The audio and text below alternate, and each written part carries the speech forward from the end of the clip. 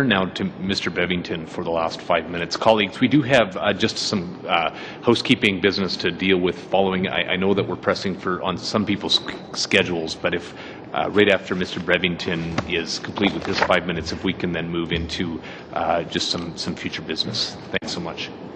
Mr. Bevington. Thanks, Mr. Chair, and thank you, Mr. Minister, for appearing in front of us on this particular bill. I am a little confused by some of the things that you've said here.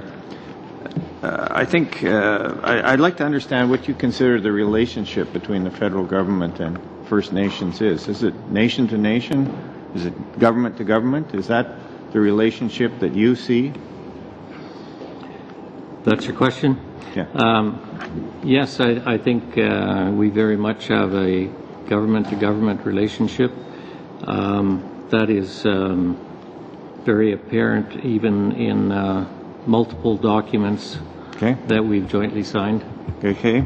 So you're basing some of your argument why you should take this particular tack with First Nations based on provincial and territorial governments have adopted similar practices, and the vast majority have legislation that requires their municipal governments to do so as well. Now, did the federal government insist on the provinces providing financial disclosure practices, or was that something that they came to themselves under their understanding of what they need for their government to run properly? If you're referencing municipal governments... No, I'm referencing provincial and territorial governments. Municipal governments are creatures of those two bodies. Correct.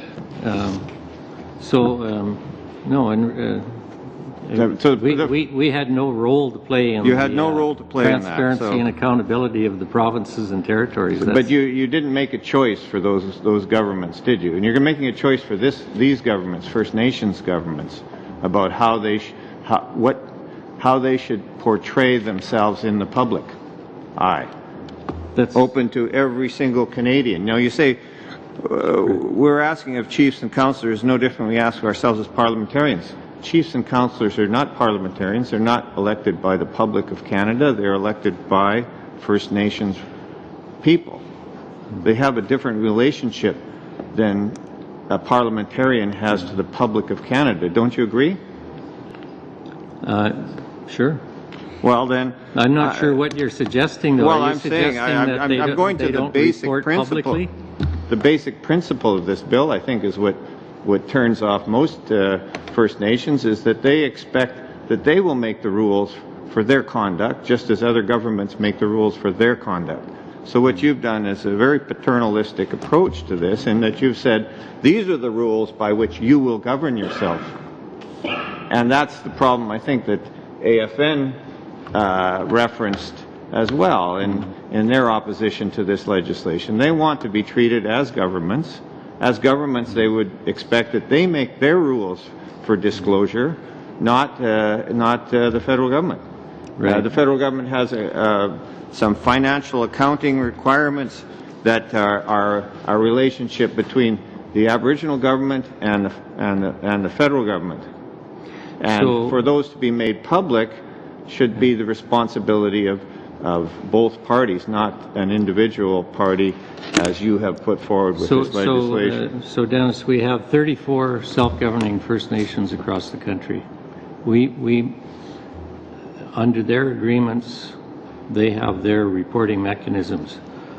Under for the other 582 First Nations, the Indian Act is silent on transparency and accountability.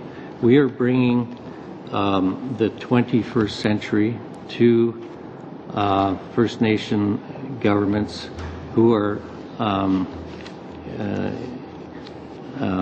whose citizens and members are currently asking the department for information that should be coming from the First Nation governments themselves in some cases. And this is inappropriate. We have an obligation as the senior level of government to ensure that those Canadian citizens have the same rights as other Canadian citizens. How are we doing for time? Down to about 20 seconds, and we certainly could use that for Well, our next. I would say that quite clearly, if moving into the 21st century means that we're going to make more decisions for First Nations, I think that is the wrong attitude. I think we have to treat First Nations as governments, just as we treat the provinces, the territories as governments, and the relationship should be encouraged in that direction. Thank you. Mr. Bevington, yeah.